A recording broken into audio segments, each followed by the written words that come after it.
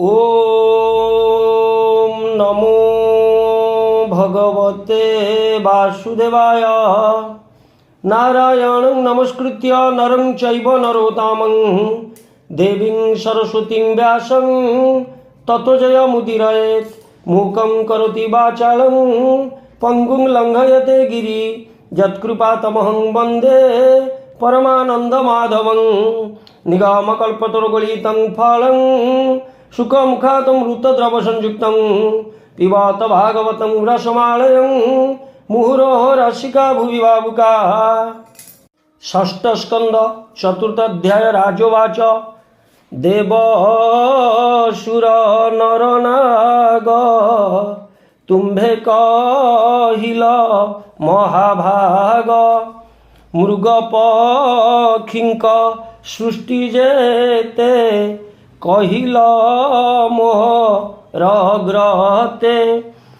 जेते स्वायंभु मन्वंतरे दयारे विस्तारिल मोरे।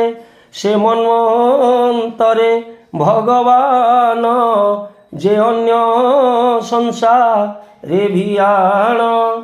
जे मन्ते आत्म शक्ति घेनी सर्जिले प्रभु अंतर्यामी। से कथा शुणी बाकु मोर श्रद्धा बलिला मुनिवर। सुतोवाच राजार प्रश्न शुणी कर्णे आनंदे हर सबदने। भोमुनि गणे शुणता पूर्वे कहिले शुकजा। श्री शुकोवाच जेबे प्रचेत सुत दश समुद्र उठी दश दिश। देखिले बहु द्रुम मान पृथ्वी कला छादन। वृक्ष मानंकु देखि डोळे तपे दीपित क्रोधा नळे। मुखरु वायु अग्नि दुई सृजिले वृक्ष क्षय पाई। पवन अग्निर संयोगे नाश होइले जहु नग्रे। ता देखि शुण परीक्षित चंद्र होइले उपगत। क्रोध सांत्वना करिबारे तांकु बोइले सुधा करे। भो स्वामी माने तुम्भे शुण वृक्षे होइले अति क्षीण। दहन आउहे न कर तुम्भे जे पति प्रजांकर। प्रजापतिंक पति हरि अव्यय पुरुष मुरारी। औषधि वनस्पति जेते तार संचित ए जगते। चर अचर आदि जेते पद निष्पदर सहिते। अहस्त हस्त केहु बही द्विपद चतुष्पद केही। तुम्भे सकल सर्जीव संसारे छंती जेते जीव। प्रजार सृष्टि करिबारे जेणु अइल ए संसारे। शुणिमा हेउ सावधाने बहन न कर ए बने। न कर सद्मार्ग दूर क्रोध नल दूर कर। पितृ पितामह तुम्भर सेवित प्रपितामहर। बालक बंधु पिता माता नयन बंधु लोम पता। स्त्रींक बंधु स्वामी निज प्रजार बंधु महाराज। भिक्षुक बंधु गृहीजन अबंधु बंधु सुध ज्ञान। जंतुर हृदगते हरि अछंती निज रूप धरी। से सर्व समान देखाई ताहार शत्रु मित्र नाही। अनंत गुण बोली तारे निर्भये बुलई संसारे। मंगल होइब तुम्भर शेष द्रुम को रक्षा कर। वृक्ष पालित जेउ कन्या से हेउ तुम्भ मनोरमा। एतेक बोली राजा सोम आनंदे हरष बदन। कन्या को आनी तांकु देले आनंदे निज पुरे गले। से माने कन्या प्राप्त होई विवाह हेले दया बही। ताहांक बीजे से कन्यार जन्मिले दक्ष वेदवर। जाहार प्रजार सृजने प्रजा पुरिले त्रिभुवने। जेमंते दक्ष प्रजापति सृजिले सर्वभूते स्थिति। विचारे अबामने जाहा सृजिले बहु गुणे ताहा। देव असुर नर आदि आकाश जल स्थल सिद्धि। प्रजा वृद्धि देखि दक्ष ମନରେ କଲେ ଅତି ଦୁଃଖ ବିନ୍ଧ୍ୟ ପର୍ବତକୁ ସେ ଯାଇ ତପ ଆରମ୍ଭ କଲେ ତହିଁ ତକ୍ଷଣେ କରି ଆଗମନ ସେ ତୀର୍ଥ ଅଘମ ରକ୍ଷଣ ଯାହାର ଜଳ ସ୍ପର୍ଶରେ ସକଳ ପାପ ଯାଏ ଦୂରେ ତହିଁ ବସିଲେ ତପ କରି ତୋଷିବି ପ୍ରଭୁ ନର ହରି ଏହି ସ୍ତବରେ କଲେ ସ୍ତୁତି ତକ୍ଷଣେ ଗମିଲେ ଶ୍ରୀପତି ପ୍ରଜାପତିରୁବାଚ ନମସ୍ତେ ପ୍ରଭୁ ଆଦିଭୂତ ତ୍ରିଗୁଣେ ଯାହାର ଏକତ୍ୱ ଅଦୃଶ୍ୟ ଯାହାର ମହିମା ଗୁଣ ବୁଦ୍ଧିରେ ନୁହେଁ ସୀମା ଯାହାର ଆଜ୍ଞାରେ ଜଗତ ନମସ୍ତେ ପ୍ରଭୁ ଆଦିଭୂତ ସଂସାରେ ଅଛି ପୂର୍ଣ୍ଣ ହୋଇ ଯାହାର ଶତ୍ରୁ ମିତ୍ର ନାହିଁ ଗୁଣରେ ଗୁଣଗ୍ରାହୀ ହୋଇ ସେ ମହେଶ୍ୱରଙ୍କୁ ନମଇ ଯାହାର ଗୁଣ ଏ ସଂସାରେ ଶ୍ରୁତି ଶ୍ରୋତ୍ୟରେ ଅଗୋଚରେ ସକଳ ଭୂତରେ ସେ ଥାଇ ତାହାଙ୍କୁ କେହି ନ ଜାଣଇ ସର୍ବଜ୍ଞ ଅନନ୍ତ ଅଟଇ ତାହାଙ୍କୁ ନମସ୍କାର ହୋଇ ଯାହାର ରୂପ ଦୃଷ୍ଟି ସ୍ରୋତ ହୁଅଇ ପ୍ରାଣୀର ଅତୀତ ସେ ପ୍ରଭୁ ଚରଣେ ନମଇ ସକଳ ଘଟେ ଯେହୁ ଥାଇ ହଂସ ଶିଖରେ ସୂଚି ଘର ତାହାଙ୍କୁ ମୋର ନମସ୍କାର ହୃଦ ପଦ୍ମରେ ଯାକୁ ଧରି ପଣ୍ଡିତେ ତପକୁ ଆଚରି ସର୍ବ ବିଷୟା ମାୟାଜାର ନିଶେଷ ମୋକ୍ଷ ସୁଖ ଘର ସର୍ବସ୍ୱରୂପ ସର୍ବନାମ ସକଳ ଯାହାର ଭିଆଣ ସେ ପ୍ରଭୁ ହୁଅନ୍ତୁ ପ୍ରସନ୍ନ ସର୍ବକାରଣ ଭଗବାନ ଭଜନ କରନ୍ତି ଯେ ଜନେ ବୁଦ୍ଧି ଇନ୍ଦ୍ରିୟର ବଚନେ ସେ ପ୍ରଭୁ ସର୍ବେ ଅଗୋଚର ତାହାଙ୍କୁ ମୋର ନମସ୍କାର ସେ କାର୍ଯ୍ୟ କରାଇ କରଇ ତାହାର ତହୁଁ ଅନ୍ୟ ନାହିଁ ପର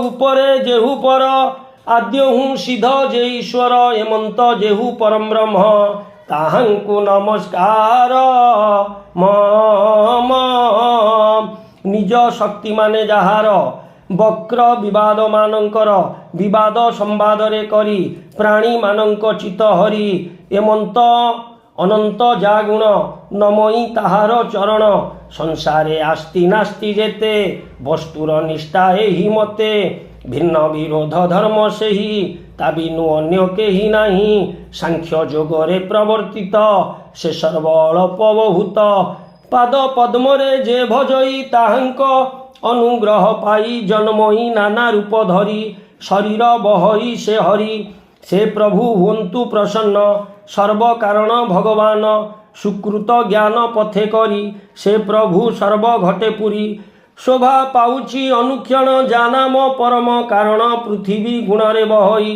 ଅନଳ ଯେସନେ ଦହଇ ସେ ପ୍ରଭୁ ମହିମା ହେମନ୍ତ ପୂର୍ଣ୍ଣ କରୁ ମନ ରଥ ଶ୍ରୀ ଶୁକବାଚ ହେମନ୍ତେ ଦକ୍ଷସ୍ତବ ଶୁଣି ପ୍ରସନ୍ନ ହେଲେ ଚକ୍ରପାଣି ତକ୍ଷଣେ ଅଘ ବିନାଶନ ଆସି ମିଳିଲେ ଭଗବାନ ଶୁଣ ହୋ ରାଜ କୁରୁମଣି ଭକ୍ତ ବତ୍ସଳ ଚକ୍ରପାଣି ଆରୋହୀ ଖଗପତି ରଜ ଲମ୍ବିତ ଅଷ୍ଟମହାଭୁଜ ଶଙ୍ଖ ଚକ୍ର ଗଦା ଖଡ୍ଗ ପଦ୍ମ ଚର୍ମ ପାଶ ସାରଙ୍ଗ ଧରିଣ ଛନ୍ତି ଅଷ୍ଟକରେ ଅଦ୍ଭୁତ ରୂପ ମନୋହରେ ପୀତ ବସନ ଘନଶ୍ୟାମ ବଦନ ଈଶତ ପ୍ରସନ୍ନ ନିବିଡ଼ ଅଙ୍ଗେ ବନମାଳ ଶୋଭିତ ମକର କୁଣ୍ଡଳ ଶ୍ରୀବତ୍ସ କୌସ୍ତୁଭ ସାଜେ କିରୀଟ କୁଣ୍ଡଳ ବିରାଜେ କାଞ୍ଚି ଅଙ୍ଗଦ ରତ୍ନମୁଦି ବଳୟ ନୂପୁର ପ୍ରସିଦ୍ଧି ରୂପ ତ୍ରୈଲୋକ୍ୟ ମନୋହର ଧରିଣ ବ୍ରହ୍ମାଣ୍ଡ ଠାକୁର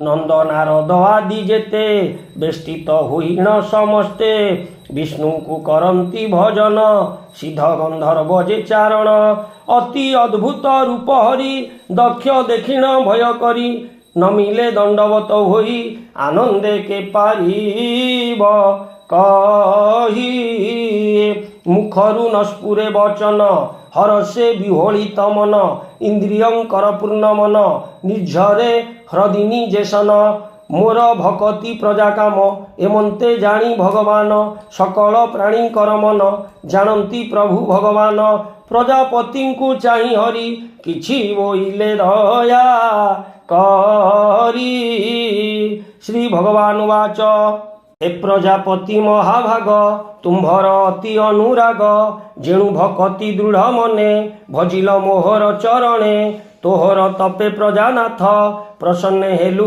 पगत भकत मानक संपत्ति निरते मने मुहि चिंती ब्रह्मा शंकर मन्वंतर तुमे इंद्रादि वेदवर आत्मार हिते प्राणी कर तमे जेतु संपत्तिर तपस्या मोहर हृदय विद्या जे मोर निज देह क्रिया जे मोहर कारण यज्ञ जे मोहर भूषण मोहर आत्मा धर्म जान देवता माने मोर प्राण बाह्य अंतरे मुहि थाई सकल आदि मूल मुहि नामरे अब शेष होई मोतहु अन्य केही नहीं संसारे सर्व रूप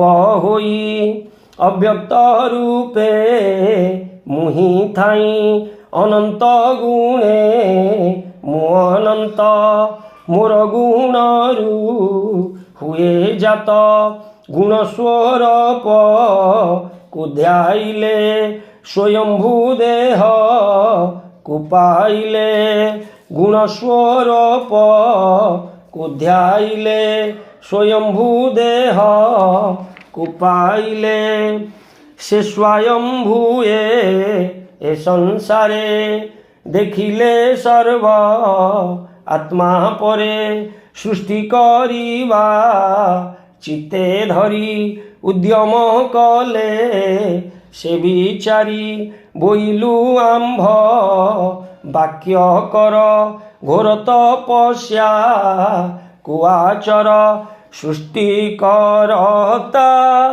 तुम्भे काहीं तपर बळे सृष्टि होई पंचजनर एक कुमारी अशिग्न नामे से सुंदरी एहको पत्नी भावे बर प्रवेश सृष्टि बेगे कर मिथुन होई बहु शोभा आनंदे हुआ शुभे विवाह तुम्भर ठारू प्राणी जेते मैथुने होई बेजुकते मायारे मोही त होइबे हरसे संसार करिवे श्री शुकवाच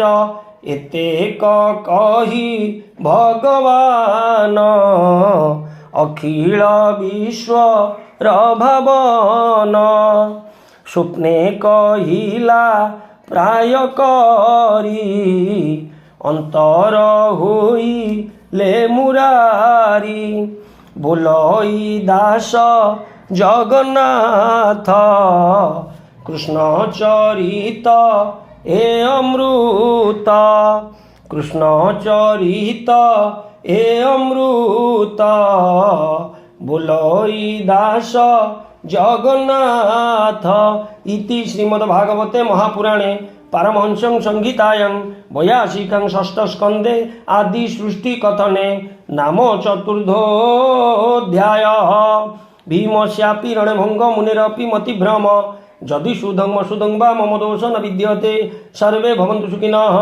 सर्वे सन्तु निरामया सर्वे भद्राणि पश्यन्तु मा कश्चित् दुःखभाग् भवेत् ओम शान्तिः शान्तिः शान्तिः।